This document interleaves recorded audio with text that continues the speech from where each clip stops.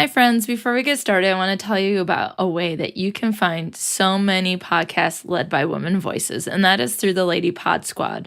The Lady Pod Squad is a hashtag that you can search on Instagram, Facebook, and Twitter, and you can find so many podcasts that you might not even heard about, and you can add in more women's voices into your podcast listening agenda, your ear hole agenda, if you will, every single day. And the reason why I'm telling you about that today is because I met Justine and Ashley from the Cutaways Podcast through the Lady Pod Squad, and they mentioned the Lady Pod Squad in the episode. So I just wanted to remind you, that's one way you can find new podcasts. So search, everyone, hashtag Lady Pod Squad. Let's go.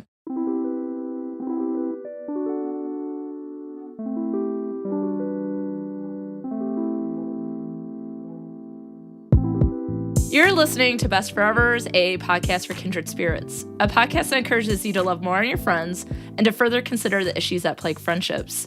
I'm Alysa Lucas, and I'm having an online slumber party with two of my favorite podcasters, Ashley and Justine from the Cutaways Podcast. Hello! Slumber party! She knows our branding! Listen, I'm a patron.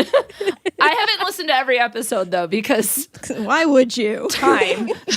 I'm locked out of Patreon, so I have no idea who our patrons are. Justine just, curates all of that content, and I'm just like, I'm a whatever. control freak. Yeah, you are.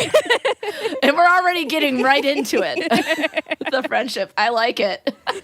But for those of you out there that don't know the Cutaways, I think the lady should tell us a little bit about it so you can get into the slumber party as well. Who wants to describe the podcast to some of my listeners that might not know? Ashley. Yeah, okay. She always makes me do it. So we're the Cutaways Podcast. We started 4 seasons ago.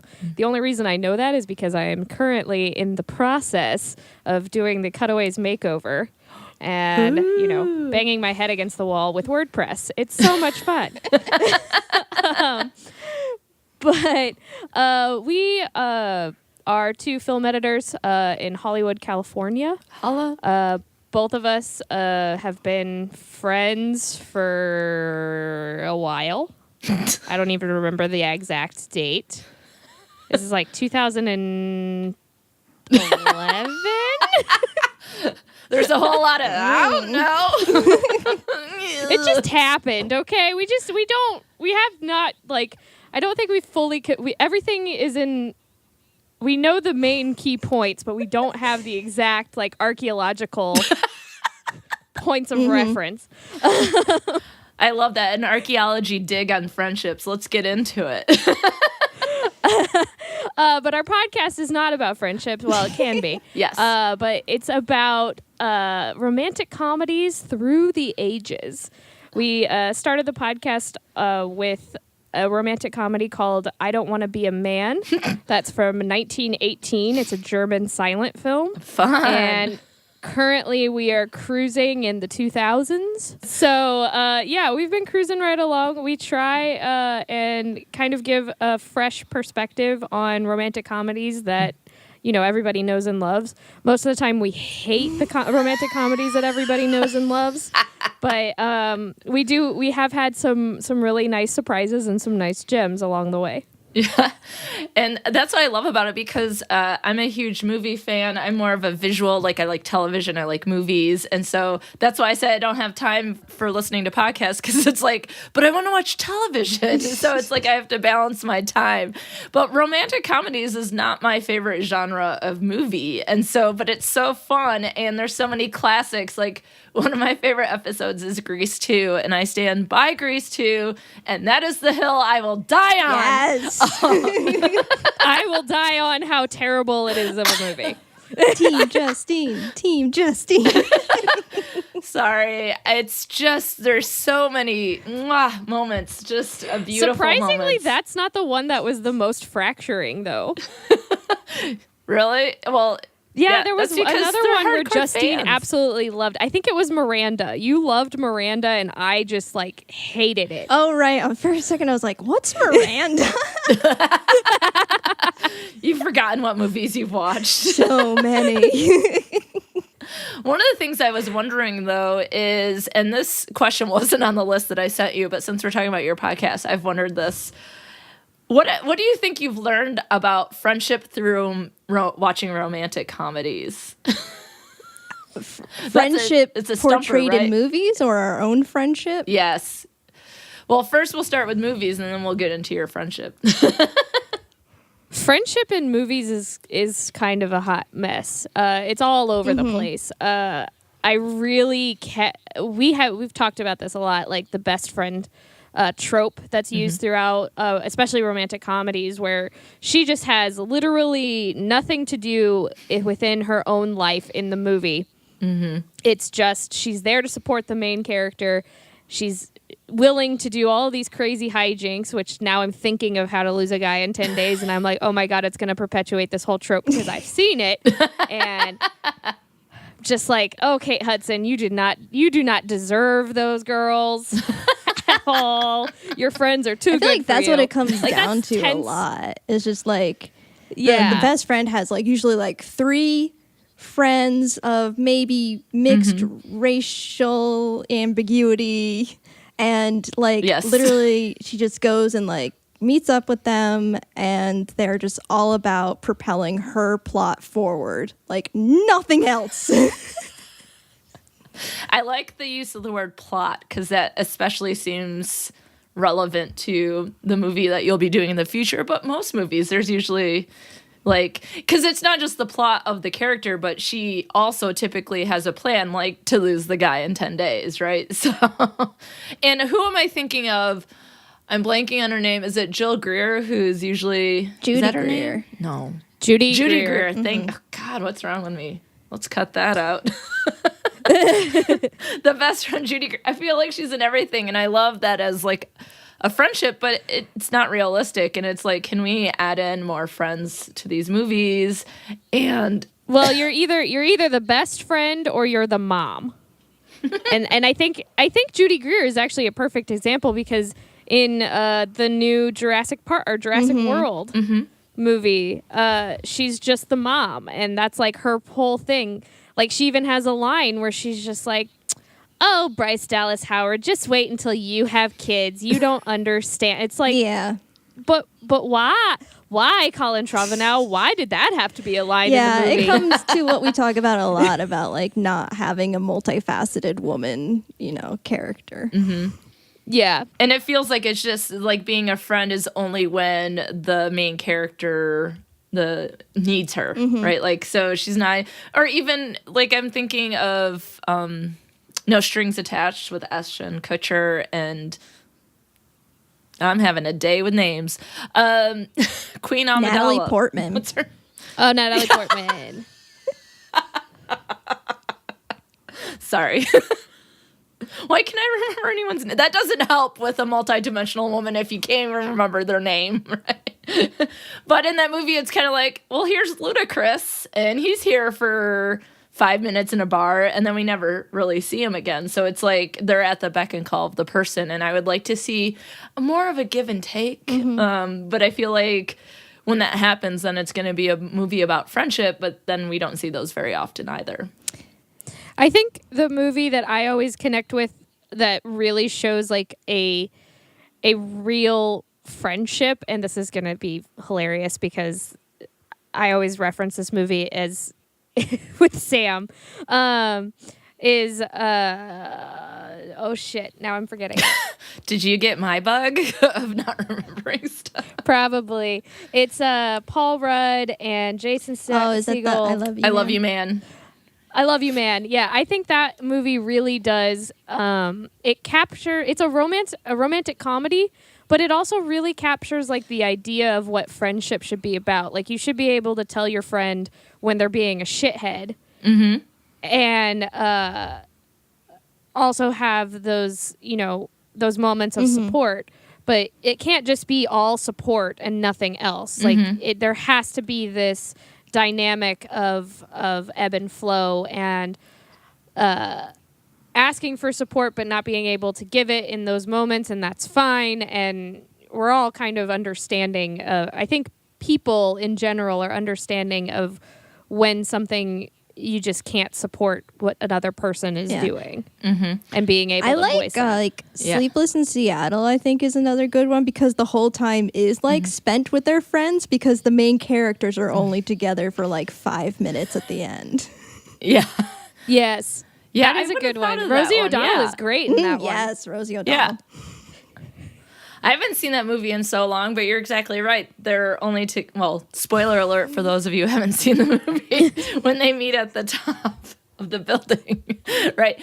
So, I mean, that's a really good point. And Ashley, I like how you use the words ebb and flow. That's something I talk about in my classes, that most relationships are constantly changing.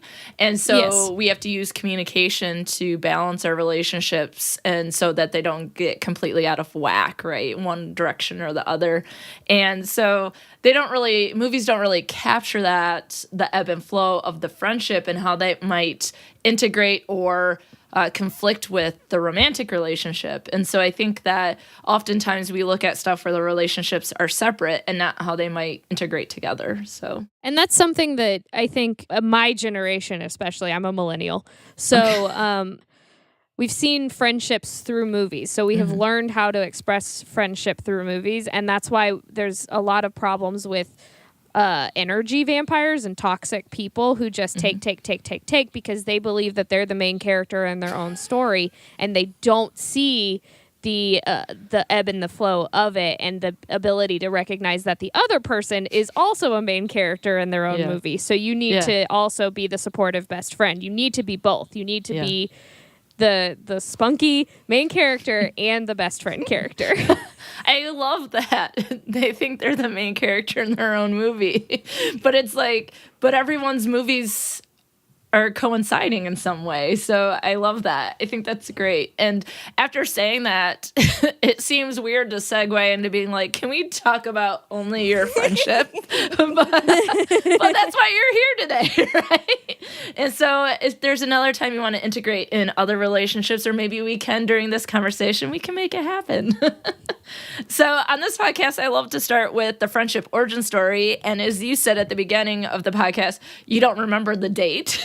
But do you remember the meeting or the feeling? No. Like, how did y'all meet? Oh, no, we remember that. Okay. is particularly stand out in our lives. Oh, I can't wait to hear this. So yes, tell me your friendship origin story, and feel free to correct each other or add in stuff. So Justine, it looks like you want to say something. No. Well, we were working on set together, but we were in separate departments. Ashley was data wrangling in a secret room in the back, and I was... It was a closet. It was literally a closet. I was script supervising. And that's more, up front, near the cameras and stuff. And so, we didn't see each other at all whilst we were on set together, and it was a short film, and I don't know how many days it was. I don't remember anything else. Alysa here, interrupting her own podcast to let you know that we had a little bit of technical difficulties and missed part of Justine and Ashley's origin story, mainly where they met in Chicago, but I can give you some of that information now. They met on a movie set. They're both working, and what they discovered was a lot of connections, same work, same school connections, same neighborhood. When they finally meet in this sort of chance, we're giving this person a ride, and she lives like a block away. They look at each other and they say, it's like looking in a damn mirror. And so you can kind of think of this recap of what I heard as, a movie montage that you might see in a romantic comedy. And now we're going to pick up with the next scene where Justine had gone to LA and Ashley follows suit, and we'll see what happens when Ashley lands in LA and how their friendship blooms. Yeah, I came to LA near the end of 2012, and then Ashley showed up a couple years later and needed a couch to crash on. Gave me a little call. Yeah, I think that's amazing though, because a lot of times like big moves like that are hard, or moving to a new city for your profession, whatever the case is, it can be hard. So you were supportive to each other. So tell us a little bit about living together. What was that like? It was great. It was great. My boyfriend at the time hated it. But he's not my boyfriend anymore.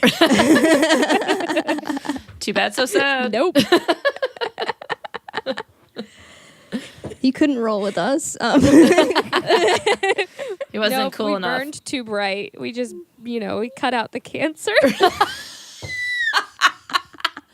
Sometimes it's just a snip, baby. Cut out the people, right? See, I'm shadier about your ex-boyfriend than you are sometimes, I feel like.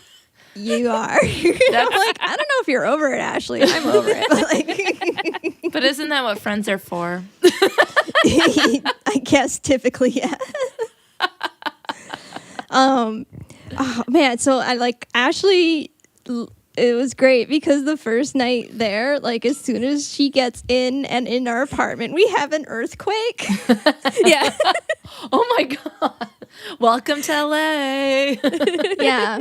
It was a big one, It too. was a big one. Like we just had a tiny one the other night. I think it was just like a 2.9 in the north of the valley. And it was just like a truck went by. That's what it felt like down here. But yeah, that one was actual like bookshelves, like That was a 4.5 or something. I remember because we went to one of the museums after, like a while after Sam was visiting a couple weeks later, and they had the Richter scale and they showed how when it went off and on that date, and they had it marked and everything. And I was like, hey, look, that's when I moved here. Yeah, Ashley landed and the ground shook. And nothing Damn was straight. Nothing was ever the same again. Pretty much. Exactly. And then we immediately watched Frozen. As you do. I mean, yeah, it was like Justine, it seemed like, had been itching to watch Frozen and had nobody to watch it with. And she's like, so you want to watch Frozen? And I'm like, fuck yes, I want to watch Frozen. As everyone says in response to that question. Yep. And then it was like immediately after that was when I say is the pinpoint for when we became best friends. It's exactly like that scene in Step Brothers where it's just like, did we just become best friends? And it's like, yes, we did. Yep. And over High Frozen. Frozen high five. Yep. That's amazing. So the way I think about it, because I do listen to your podcast, is like when you became friends that night was your first slumber party. Yeah, like your first slumber party. Magic ever since. So yeah, do you have some stories that sort of reflect your friendship or been markers of your friendship when you moved to LA in the last few years? Yeah. So Ashley lived with me for a couple months, and then she got her own place, which was sad. I was like, take me with you. yeah, she kind of was. She was like, I am captive, please. And still at that point, she only lived 10 minutes away from me. Yeah. In all of LA. Like, LA is freaking huge. And hint too, that's why we started our podcast. But yeah, still 10 minutes away. And then her fiance came to live with her. Nice. And then they had to get married. And why I said it like that, I'm like, I guess they had to. Well, no, our friendship is literally, so the easiest way to describe our friendship is that we are Corey and Sean from Boy Meets World. Exactly. So I'm Corey and Justine is Sean and Sam, my husband, is Topanga. Does he have luscious hair like she does? Yeah. Actually, he does. Her hair is fantastic. Oh, wait. I will pull up a photograph. Oh. Sam has curls that, women die for. He's all natural.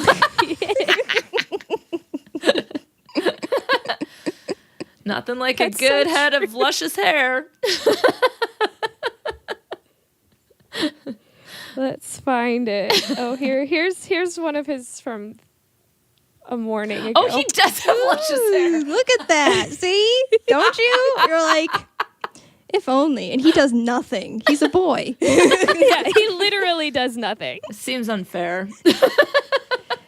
So are you up to like Sean and Corey antics then? Are you the troublemaker, Justine?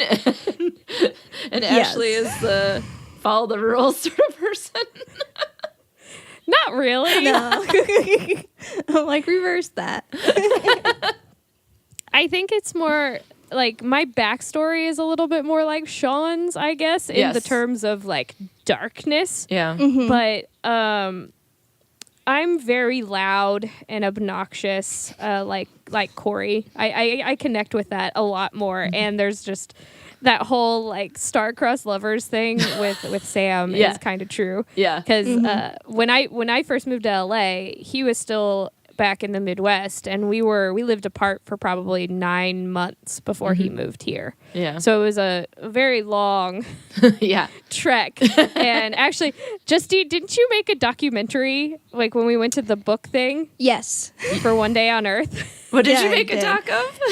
There's a documentary on my Vimeo channel. It's short. It's just a one day of Ashley and I going to the library book sale, but it's also about her just moving to LA and having to be away from Sam. Yeah, you called it Love and Longing in LA. Because we found a book with that title. Love and Longing in LA. I love And that was before I had a car, so we were walking everywhere. Oh, we were bussing and pointing out all the times they were advertising Spider-Man. Oh, that's true. I don't even remember which Spider-Man that was because there's been so many. That was Spider-Man 2 with Andrew Garfield. Oh, Maid that Spider-Man. Because that was Sony. Because we were down by Sony, so it was all over there. Wow. I really like the idea of you making that movie, the Love and Longing in LA. Is that something that you have done before? Or have you done other times where you make movies together for your friendship? Or is that mainly stay to the workplace? No, we don't normally do that. I mean, in Chicago, I was her assistant and on a little short film called Hat Boxes, and that was fun. But then she left me to go to LA. She likes to leave me a lot. I knew she was going to say that. Well, if she leaves you, then don't forget you had to get married. Even Steven. So much shade between us. I'm here for it. I'm here to mediate. It's lovingly shady. It is not real like, girl, I'm going to cut you with these razor blades that are up in my hair or some shit like that. No. No, it's not that kind of shade. It's love shade. Yes. Yeah. Love shade. No, Ashley's always like, why are you always leaving me? And I'm like, why does Sam have to go everywhere we go? Well, he doesn't always. Well, I do think relationships, as we were talking about at the beginning of like how romantic relationships and friendships should integrate with each other, but films don't show that. How have you been able to integrate romantic and your friendship together? Because you just said, why does Sam always have to go? Or Sam came here and then she had to get married. And so how have you managed that? Well, it's also funny because we always say that like the day that they got married, like Ashley and I, that was our wedding day too, because I'm also... One of her aunts also thought we actually had gotten married. Like, they legit thought like, oh yay, I'm so proud of you, Justine. And I'm like, wait a minute. And she gave you the rainbow hearts. I thought that was so sweet. Yeah, no, super supportive, just misdirected. Yeah. Because there's a picture of us together with our flowers that she posted on her Facebook page, and her aunt commented like, I didn't know you were getting married, Justine. Like, I would have said something, but okay. Appreciate the support. hide my gay love. Well, here's the thing. Friendship has love too. Oh, yeah. So I was saying that, like, since I've signed on her wedding certificate, like, and my name's on there too. so it's like forever. Yes. We didn't have quite the existential crisis that Sean and Corey had on Corey's wedding day. No. I feel like I was like a little sad, yeah. Yeah, you were sad. No, it was, but there was way too much shit to do for you to process your feelings until like way later on. Yeah. Yeah. Yeah. No, I do feel like I went through the Sean thing from Boy Meets World where he was like, well, now, you know, I'm out of the picture. It's you two and not me, you know. I feel like I felt that like really real. Yeah. It's a real thing. Yeah. Well, and I'm just like, you're gaining a Sam. You get Topanga. I didn't ask for her, Sam. I'm but such you a get Sean. To talk about the luscious hair. Like, look at the hair. He does. I saw a ask picture. him to be He has luscious judgy hair. about things. So, sorry. We have a complex friendship. We do. Well, but I do think that, I mean, that's something that people experience, right? Like, a lot of times our friendships are at the forefront, and then when people get married, we negotiate that. And I think that sometimes there can be some difficulties in doing that, and sometimes there's not. But it's completely normal and natural to have those feelings of what's going to happen with the change. But unfortunately, things can't always stay the same. So it's how can you stay friends during that? So what did you do to sort of negotiate Sam? I like how we're integrating him.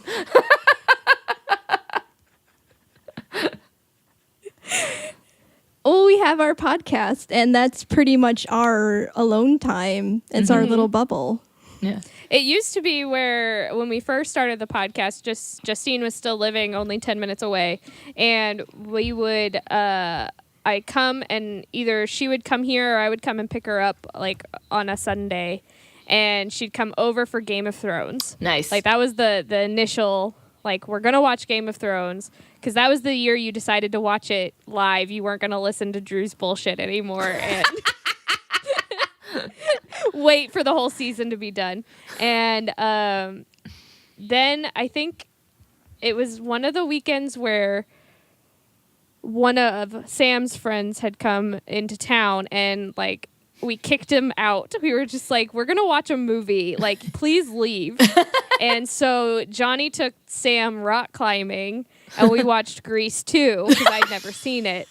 And there was a solid like 45-minute rant that I had when the boys got home just about like Grease 2 and how ridiculous it is and how much I was just like, why did you make me watch this movie? And just she was just like, you know, that would make great content. We should do a podcast and talk about how that movie is ridiculously good. Yes. Yes.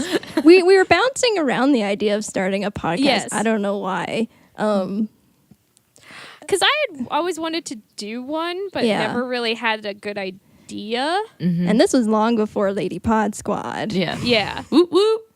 Very long before. And I feel like I knew, for me personally, as a woman, you get like the nobody wants to hear my opinion, especially about movies, because it's so male dominated. Yeah. But I'm like, I'm in the industry. I have a perspective. And so I had just turned 30 that year. So I thought to play on that trope of like, oh no, my life's over. I've just turned 30, as you see in rom-coms. And here's the thing. Neither one of us like really like rom-coms. Like we did not start this out because we like rom-coms. A lot of people make that misconception because of our podcast. Yeah. But no, because we're women. Yeah, I'm a huge comic book nerd. Yeah. I love the comic book movies. I love Disney movies. That's probably like my favorite like popcorn movie genre. Yeah. But like my favorite movie, which is another thing that me and Justine share, is The Eternal Sunshine of the Spotless Mind. Like I really like those types of movies that really make you think about things. And really like dig into like a real relationship kind of like relationship driven movies rather than these kind of popcorn in between like we're gonna relationship porn, I guess is the best way to call rom-coms is that's kind of what it is. It's the ideal version of what some people think romance should be, and it's really not our thing. Yeah. But it is our thing. But now it is. Now.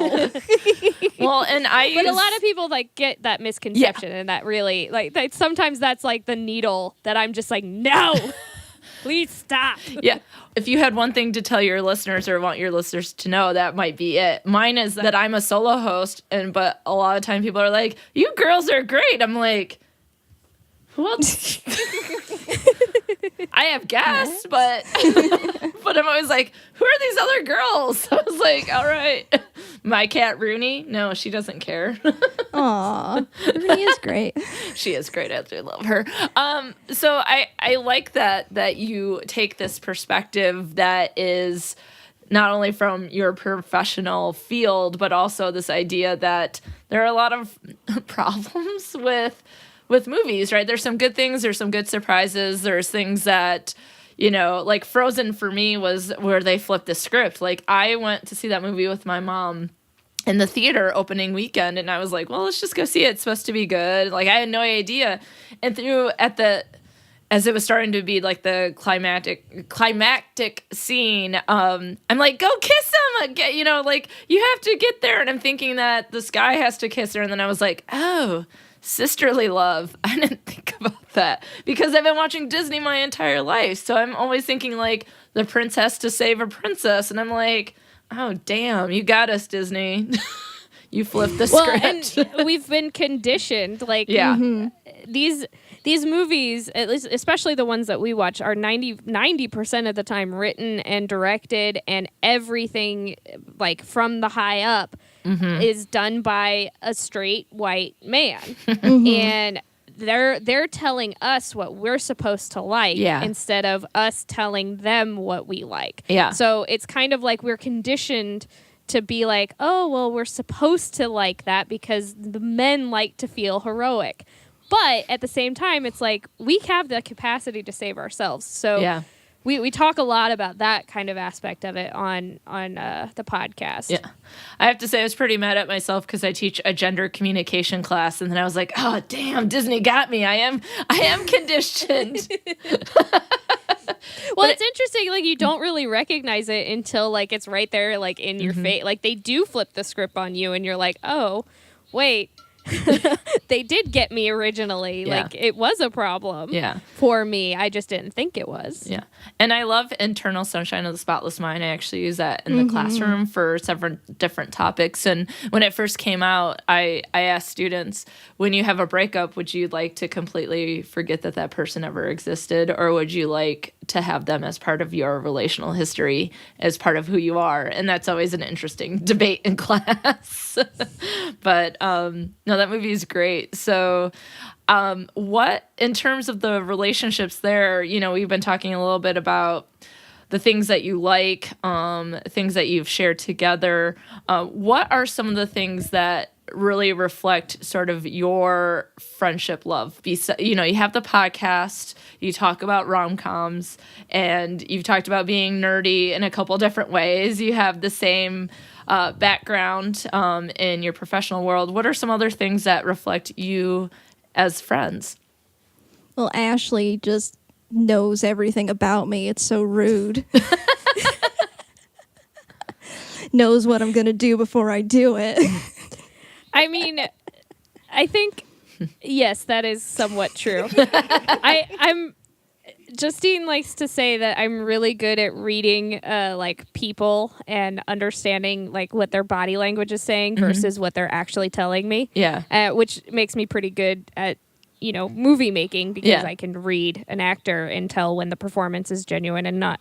But nice. I think for both of us, we have a way to communicate without so many words. Like we've had entire conversations that just take place in emoji or GIF, and we know exactly what each other is trying to say, and we're just comfortable with that because we don't necessarily need to say like the outright things. Yeah. And there are times where I just have to send this really long text message, and I don't need any like advice or anything. I just need somebody to listen to me because nobody's listening to me at that moment. And I just do that to Justine, and she knows that, I don't need to break this down, and I don't need to tell her what to do. She just needs to rant. Yeah. And I mean, and that took a little while to learn, you know? Yeah. How to deal with your emotions. But I think, it's just like what everybody, you know. Yeah. Well, and I think that I'm not saying that I am an easy person to deal with, because I have a lot that I have to deal with on my own, and I do have problems. Let's just they're not problems. I have a version of crazy. Yeah. Ashley has PTSD, and you know, it comes with its own set of guidelines. But for me, I don't know. I think it's easy to follow along because she'll directly tell you what she wants. So all you need to do is listen to her. I think that's really important. And it's not like I'm being demanding or anything. No. It's just like, I need you all to stop. Yeah. Give me the puppy and put me in a room, and I'm pretty much okay. And then people to me will be like, is she okay? Is she fine? I'm like, she's fine. Yeah.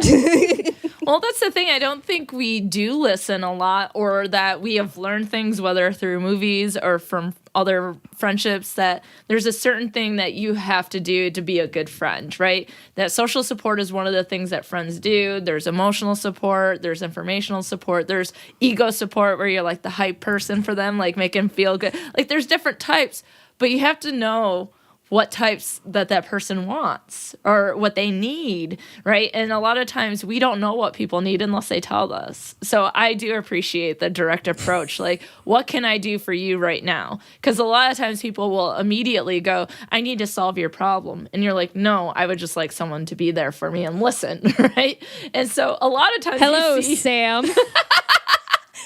Husband shade. Well, that's the thing, is like, I think a lot of times we think we're helping people, but it's not helpful, right? And so they might turn to other people. And that happened with a friend. I was like, oh, I thought I was helping. Nope, I'm not.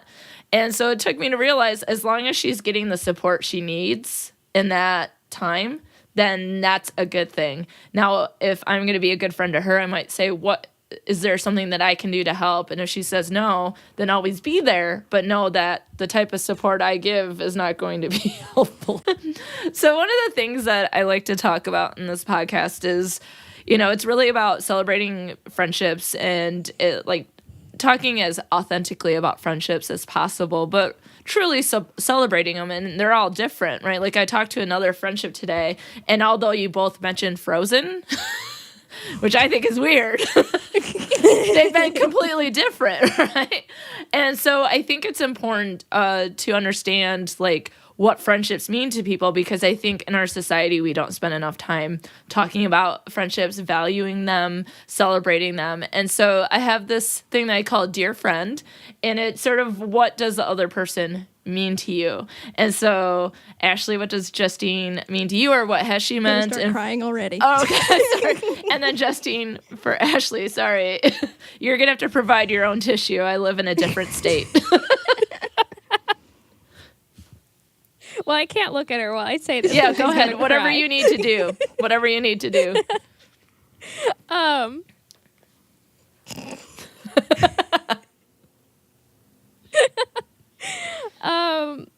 Well, I think I wouldn't be able to deal with the things that I deal with without Justine. I think I've gotten better because she's here. We're going to just throw out the freaking Wicked reference. Because without a solid foundation in just support and love and understanding and no judgment, it's really, really, really hard to deal with PTSD. Because it's very isolating, and your brain is literally telling you that you're possibly in a different time period than when you're not, and that's really hard. So, but when Justine's here physically and she sees that that's happening, it's easier to deal with because she doesn't escalate it. Yeah. She sees it and lets me process it the way that I need to process it rather than trying to fix it. And I really appreciate not being fixed, like allowing to have the strength to fix it myself. Empowerment. I love it. Where's my tissue? You're getting married all over it. She didn't leave you this time, though, right? These are our wedding vows. She's really like she's really the Alysa Hamilton of the show. She's just like the powerhouse, like just knocking it down and taking care of business, but also being, strong and someone who can kind of stand up to a crazy world. It is a crazy world, though, for real. She doesn't always think that she's strong, but she is. Are you okay? Oh my God! I mean, I'm the first one to tell her these things. Yeah. I get it. It's hard to kind of, when you're so close to yourself, it's really hard to be like, oh yeah, I am strong. I am a badass. So it's nice to always hear that sometimes, but sometimes you got to believe me, Justine. Oh, it's hard. No, that speaks to me, and sometimes we have friends who will shout it from the rooftops over and over and over again, and there'll be one time that we'll take that and believe it and go, you're right. Well, I think like we just complete like the certain things in each other that we both kind of need. Like Justine needs the encouragement and the empowerment a little bit more than I do, but I need someone who isn't going to leave, even though she does leave. I'm sorry, I keep leaving. I know it's a trigger. No, I know, but I don't mean that like in like a bad thing. I it's more of a joke now than anything else. Yeah, but there's just that something. Like it's just something that is needed, and I love that Frozen is like that centerpiece, because that is like, it's like she is my sister, like for real, and I can be Elsa and I can be isolated and all this crazy stuff. Like even my ring looks like Elsa, but anyway, that's another story. But that's like the thing, and like Justine is Anna with this boundless energy and sense. She does have a sense of herself. She needs to connect with it a little bit more. That's sweet. Now that I'm done making you cry, it's your turn. I know. I'm so crying. What I love about Ashley, because I love my Ashley.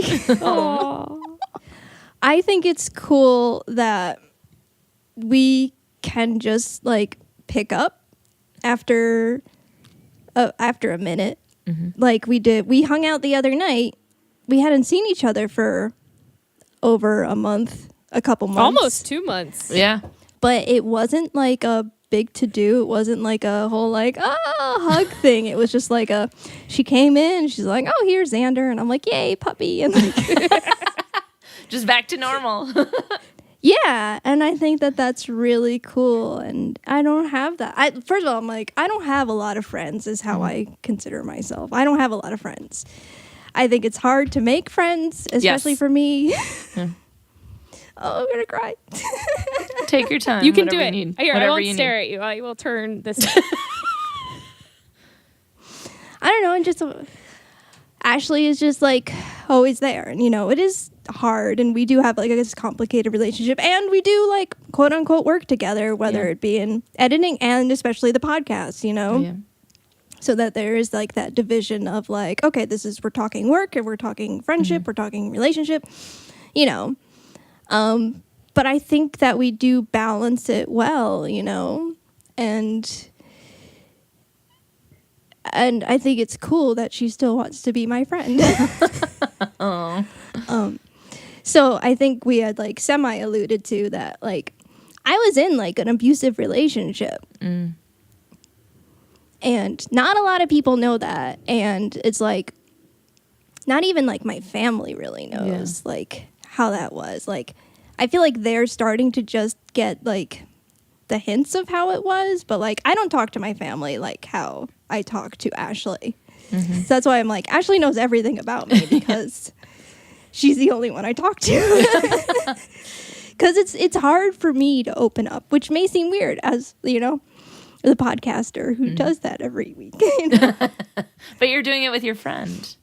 Yeah. That's why I really love doing it, because it allows me to do so. There's no judgment, and I've been in several abusive relationships and like different kinds of abusive and different kinds of relationships, and I get it. I'm not gonna judge her for wanting to try and make things work or wanting to stay or whatever, and I think that's probably why I have a harder time. Like I really want to be still angry, and she's capable of letting it all go, because I'm like, nah, you're not gonna like.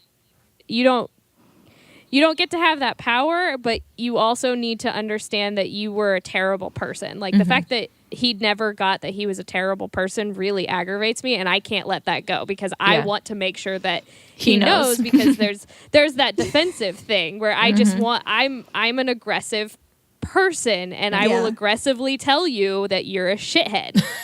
Because hockey was something that actually got me through my childhood, and probably is why I'm not as, hockey and Harry Potter. Those are my two things that I always credit. That are why I don't act on those feelings. But I do have those feelings where I'm just like, no, like you can't treat people that way and then expect the whole world to be okay with it. Yeah. Yeah. And I'm not an aggressive person. I'm very quiet, and I don't, I like You're talking the to people. passive person, and I'm not. It's like I like talking to people on the internet much better than I like talking to people in real life. Yeah. So.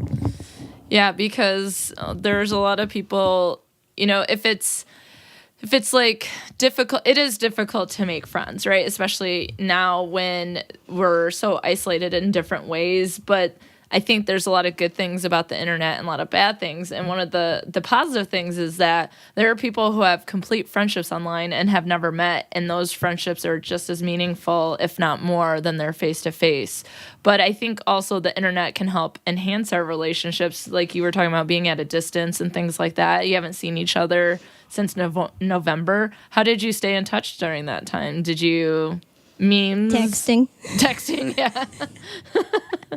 But like, so she was working in Seattle, and she was working on a movie, and so she was on set for that movie, and so she was gone. You were gone for 3 weeks? 3 weeks. That was in October. Yeah. That was in October. And then she came back, and we spent Thanksgiving together. And then you went back in January, right? January 15th or 16th this year, I went back to Seattle, and I was there for 46 days. Yeah. And so there's like, we were capable of texting. Sometimes she was busy, and, I would text her and I wouldn't hear back, and that's fine. Like, I'm not one of those people who are like, oh, why didn't you fucking text me back, Justine? Like, I'm just not that type of person.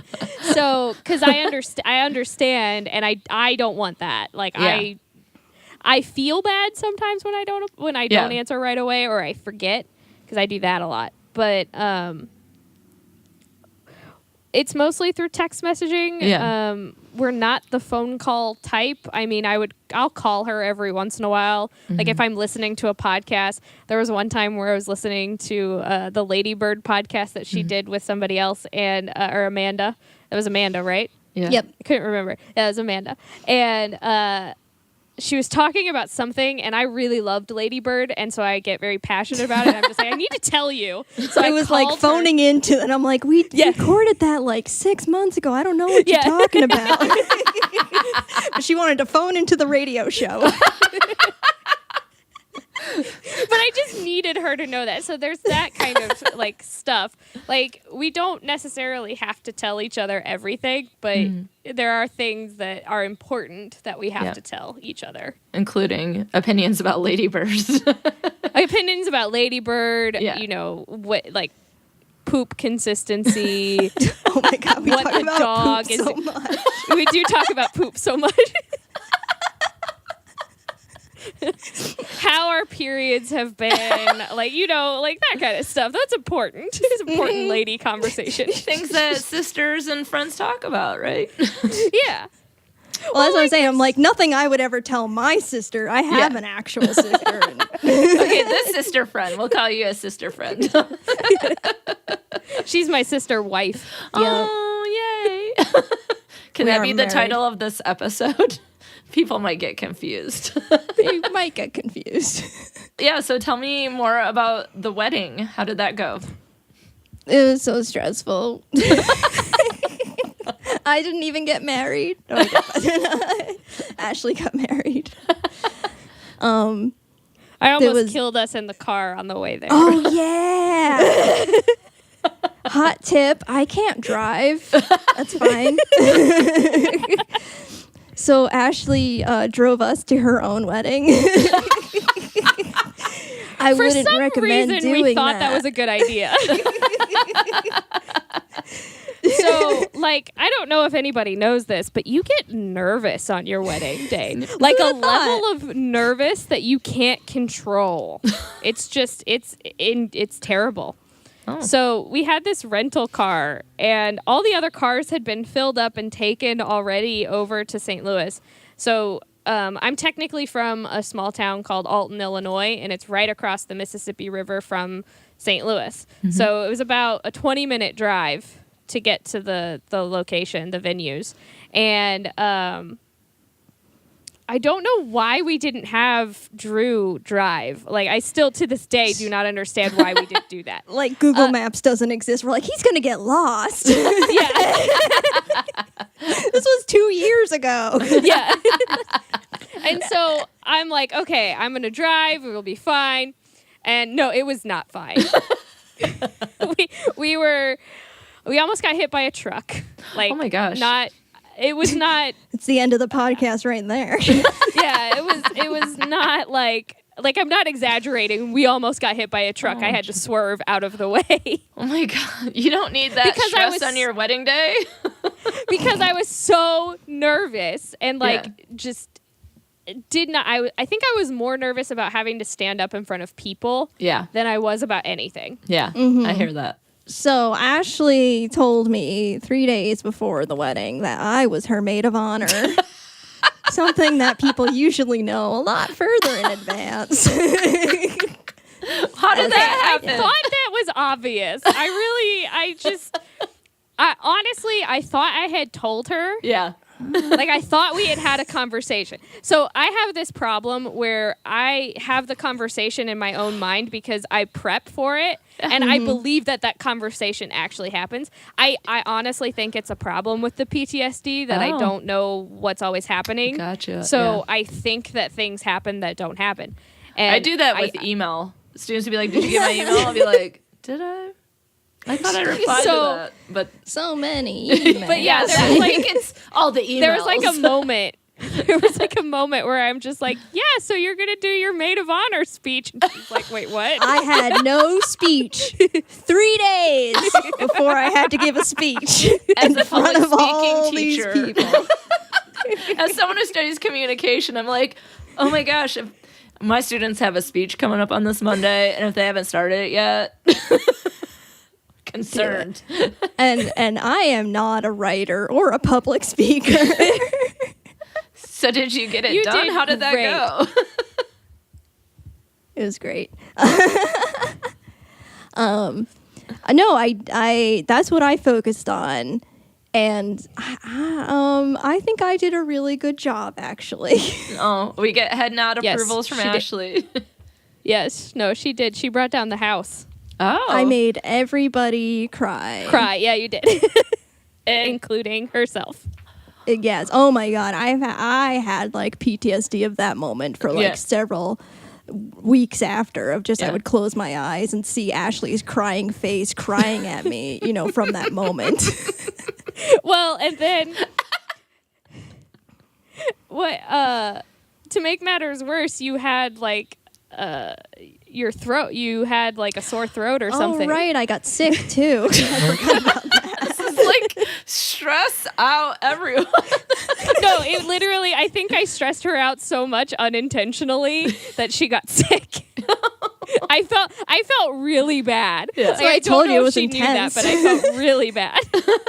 That's why she and we just have certain parts of the wedding just blocked out of memory. Yeah, Really do. Let us never speak of it again, right?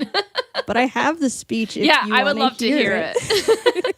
I mean, I got tissue just in case. Yeah, and I haven't like read it since I read it then. So Oh my gosh. She has it. Okay.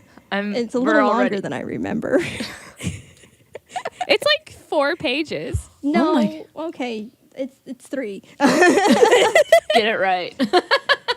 Okay, gosh, now I have to read this in the. Oh my gosh, You got are you ready? I'm ready. Yes, I'm ready. Ashley, are you ready? Yes, I'm ready. Okay.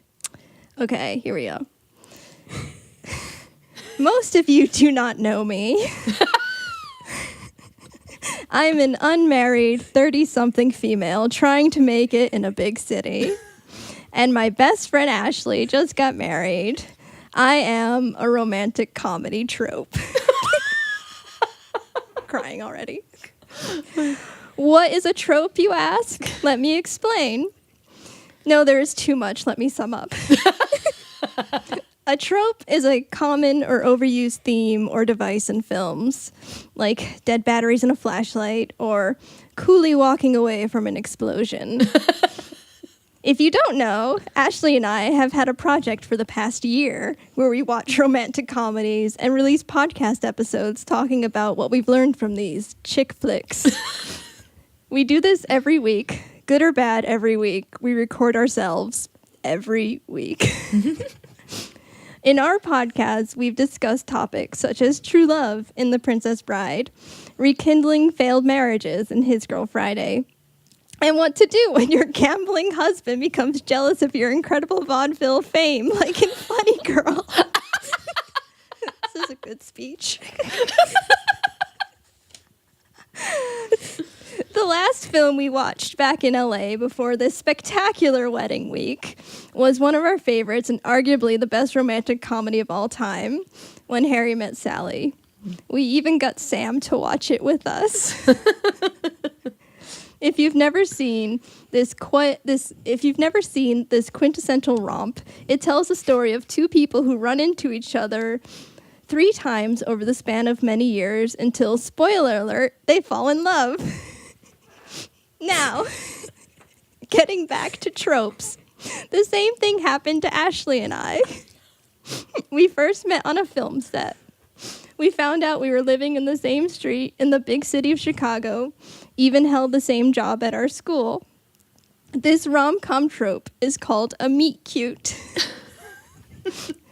But to me, I thought, who was this younger, smarter clone sent here to replace me?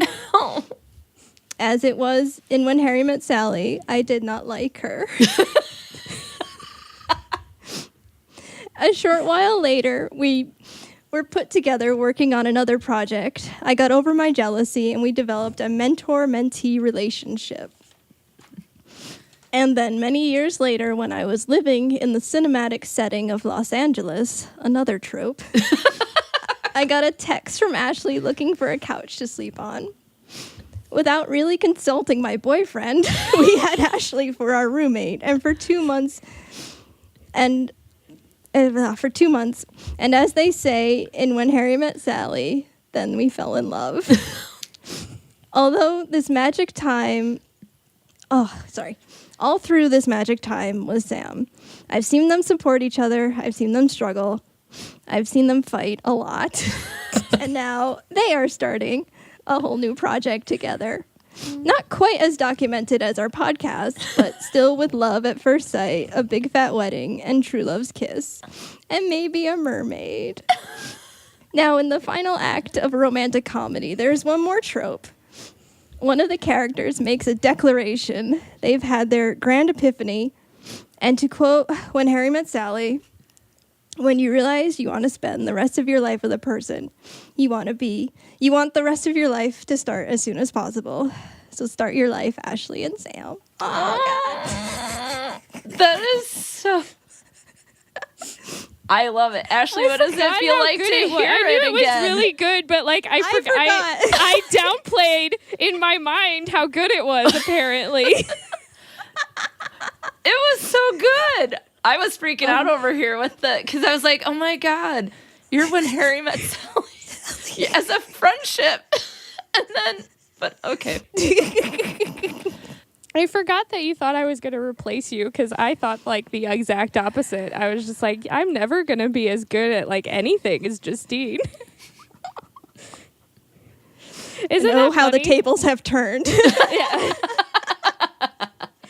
Have they? We're good at different things. Yeah, we're very good at different things, yes.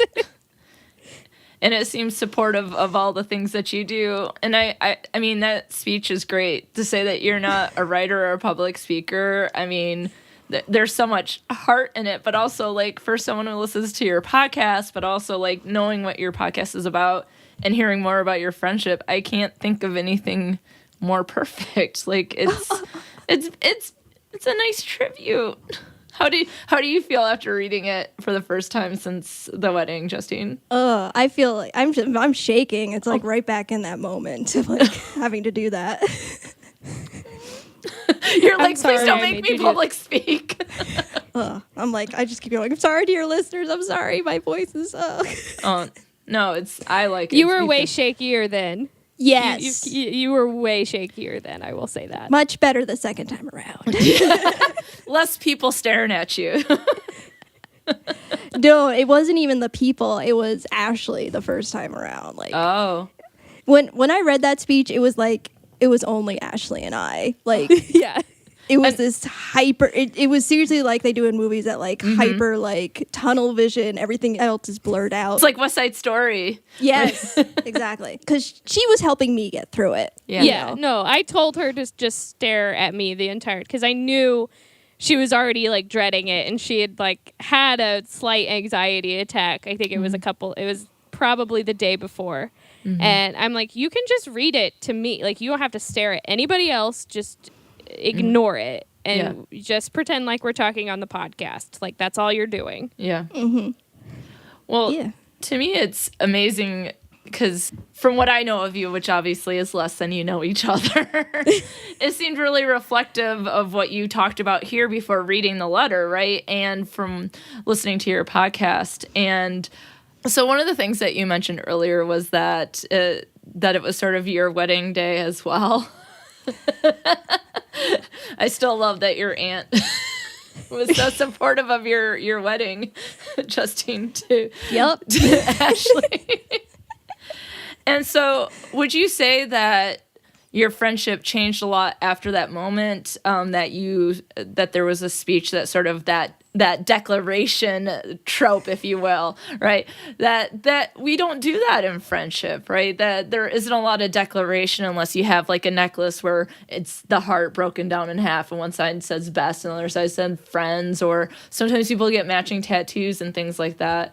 But I think that it is important for friendships to have those conversations, like for friends to know how much the other person means to each other, which is why I do that dear friend that you both beautifully did, because I don't think we do it enough. And so what was that like, Ashley, to hear this declaration of love, of friendship love?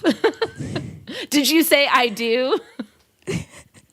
I mean, we had been making the joke that me and Justine were the actual people getting married for, oh my God, we've been doing it for a year before we actually got married. It was not, like, it was just, oh yeah, it was normal for us to kind of talk about that. I mean, anytime I leave or she leaves, we always just say we love each other.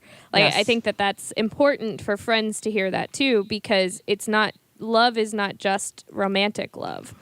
And I don't think I've ever seen actually a movie where friends say I love you to one another, except for maybe I Love You Man, which is in the title. Yes. Because it's just not, it's not something we're taught to do. And when you're not, you don't see it, it becomes really easy to not think that the other person needs that. So, but you do need that reassurance, because sometimes there's just miscommunications or you misread the cues, like Justine thinking that I'm going to replace her, but me thinking, oh no, I'm never going to be like on that same level. So we have these miscommunications and these assumptions that we make about certain situations. So it's important to make sure that you do say things to make sure that they actually know what you're feeling. Yeah, we've cried at each other a lot. Yeah. Off podcast. Off podcast. Well, that's the thing is, like, you know, people say the key to relationships is communication, and that might be a tropey sentence that people drop everywhere. I mean, how many times have I seen that in an online article or on magazines, like, communication is key, but I don't think people know what that means necessarily. And I think that your friendship reflects the idea of, like, talking and knowing everything about each other, but not everyone has to do that. That works for your friendship, right? Like, and being open and having these feelings and talking about those things and having these declarations. I love it. I need to have a declaration of love segment in the future where people tell me about their declaration moments. Please send them in. I think, like, and there's, like, sometimes people get focused on communicating only being about your words. But it's not just about, at least for us, like, it's about, like, the action behind the words and also, like, not having to use words. Like, sometimes there's just things that you don't know how to describe or you don't know what to say. So it's better to just not say, I guess, anything if you don't know how to describe it. But then there's also the times where you just need to rant and just get everything out at somebody and not need an opinion. I mean, Justine is sometimes the emergency therapist that I need, but I don't want her to ever feel like she has to do that. That she has to respond to that or that she has to fix that, because that's not her responsibility. That's my responsibility to fix it. So I don't want her to take my responsibility away. But it's nice to have somebody to also hold yourself accountable. Which I think we do. We do hold each other accountable, because there are times where I'm like, I can't record the podcast today. And, you know, that's disappointing and that's hard for me to say because I feel like I'm letting her down. But it just sometimes just gets to the point where I'm just like, especially, oh my God, when we were in that cycle of just so many, just every movie was just terrible had terrible everything. And it was emotionally draining for us to watch that many bad movies. About these tropes. Right? Like, it got to a point where it's just like, can we just stop and watch Lego Batman instead? Like, can we just do that? Best movie of the year. Which I think one day we did. Like, I think there was one day where I just had, like, a complete emotional breakdown, and I'm like, we're watching Lego Batman. I don't care what we were supposed to watch. We're watching Lego Batman first. And I feel like that's hard. That's hard. That's, like, such a hard thing, because I don't want to disappoint, and I don't want to ruin the plan. Ruining the plan, like, for some reason, just drives me up a wall and makes me think like Justine's going to be mad and she's going to be yelling at me. No, and she knows I'm such a planner and I need my routine, but I think, the thing with me is if you tell me enough in advance, like we can change the routine, you know? Yeah. And I'm fine. And I think it comes down to understanding, right? Like understanding that all these movies in a row have been horrible, right? And that we might need to change the plan, but understanding that first off, that you said you don't want to disappoint Justine, but it could very well be like that's not a disappointment to Justine, right? Like she understands that sometimes things change, and that's what I think we need in friendship, and it might not come all the time, right? Because people are starring in their own movie, or they're the main character in their movie. Yeah, they're the main character in their own movie. They have to be the best friend too. Yeah, exactly. It's full circle now. And I think that's exactly right. Like, that's what we need with friendship. We need both. You need to be the main character and you need to be the best friend. So I just want to say thank you so much for being on here and being so open with me about your friendship, and to everyone else, because I think it is important to hear everyone's experience in friendship because it's different. And I think it can get us to think about things differently in our own friendships. Like, I really love that idea of the main character and the best friend. I think that is a great metaphor. And I also think that some of the things that we brought up, just this level of how we socially support people, how we listen and understanding, is just a good reminder, I think, to everyone that we need to do those things with our friends, right? And listen and support them and trust, because I don't think our friendship would work at all without a level of trust, because there is that fear of disappointing her, but I do trust her to have my back, and I think she trusts me to have her back. I mean, I packed up your entire apartment like a BAMF. Yeah. And that might be the question, is like whether or not people trust their friends. And that might be where some conflict comes in for other people, is because that trust is wavering, or maybe it was never there. That's a sad way to end. I trust Ashley to always be my best friend. Yay! I trust you to be my best friend too. Aww. And I trust that Justine and Ashley are going to be friends for a very long time. And I'm so glad that they were able to come on the podcast. They're so open to talk about their friendship.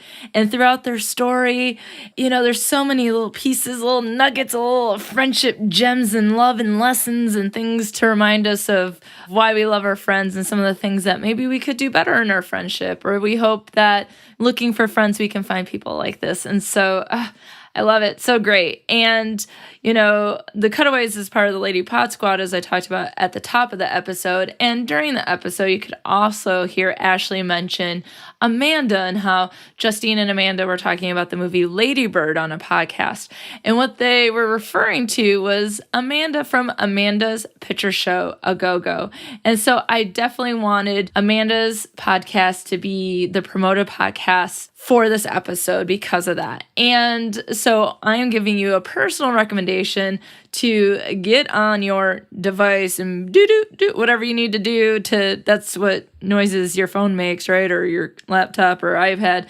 Get into whatever you need to get into and subscribe to Amanda's Picture Show, Go-Go. Now, Amanda knows all things movies. You cannot go wrong. She's so knowledgeable, but what's really fun, now, first off, I guess I should mention, she has a menagerie of podcasts about movies, but specifically, I'm talking about Amanda's Picture Show, Go-Go. And what's really neat about this podcast is that she has guests on, and the person's never seen the movie before. And so they can be current movies, they can be past movies. Like, just think about some of the movies that people are like, I've never seen that. And you're like, how in the fresh hell have you never seen that movie? Well, she gets those people, they go on the podcast and they talk about it. And that just results in these wonderful conversations about all kinds of movies. So I highly recommend Amanda's Picture Show, Go-Go. And then also stay tuned, because Amanda and I have been talking about having her come on to talk about a friendship movie on Best Forevers, and then me going on her podcast to talk about a movie. But how are we going to be able to choose a movie that I haven't seen? Because I think I'm pretty well versed in movies, but I'm sure she can find something. But yes, Amanda's Picture Show, A Go-Go. So today has been all about friendship love and Lady Pod Squad love. So I guess this is time for us to end today. So until next time, friends, be sure to make a declaration of friendship love, because without our friends, who would we be? Thanks for listening to Best Forevers. If you like what you hear, be sure to subscribe, rate, review, and of course, share with a friend. Please be sure to follow Best Forevers on Facebook, Twitter, and Instagram at Best Forevers Pod, and I'm at Dr. Alysa Lucas on Twitter. You can always find the podcast webpage for more information at bestforeverspod.com, and share your stories of friendship by emailing me at bestforeverspod@gmail.com. And if you'd like to support the movement to love on our friends more, check out the podcast on patreon.com/bestforeverspod.